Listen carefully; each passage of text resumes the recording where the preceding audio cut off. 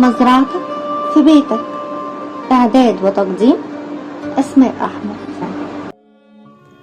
والنهاردة وفي تاني حلقاتنا من برنامج مزرعتك في بيتك هنتكلم النهاردة عن زراعة نبات الريحان.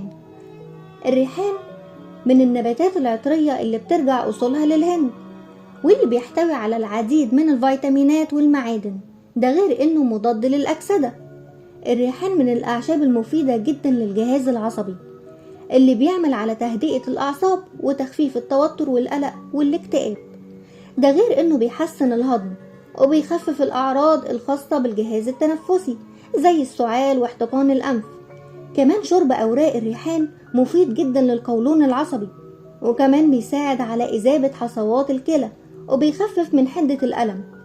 وهنلاقي إن بذور الريحان بتساعد في إنقاص الوزن، وده لأنها تحتوي على نسبة عالية من الألياف اللي بتحفز الشعور بالشبع.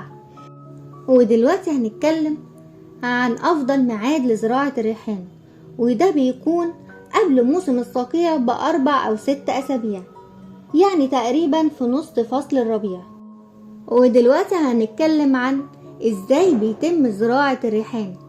هنلاقي إن زراعة الريحان ما بتختلفش كتير عن زراعة النعناع اللي اتكلمنا عنه في الفيديو اللي فات. وأول طريقة من طرق زراعة الريحان هي طريقة زراعة الريحان بالبذور. بيتم إحضار بذور الريحان، وبيتم وضعها في قصيص به تربة زراعية، وبعد كده بيتم عملية الري، وبيتم متابعة الري كل يوم لحد لما تبتدي تظهر معايا البراعم. ودي كانت أول طريقة معايا. الطريقة التانية في زراعة الريحان هي طريقة الزراعة بالعقلة، وهي إن أنا بحضر العقلة وبيتم زراعتها داخل القصيص اللي فيه تربة زراعية، وبيتم ريها وبيتم متابعتها لحد لما العقلة تتماسك في التربة الزراعية داخل القصيص، وبيتم ريها لحد لما تتماسك وتبتدي تنمو معايا.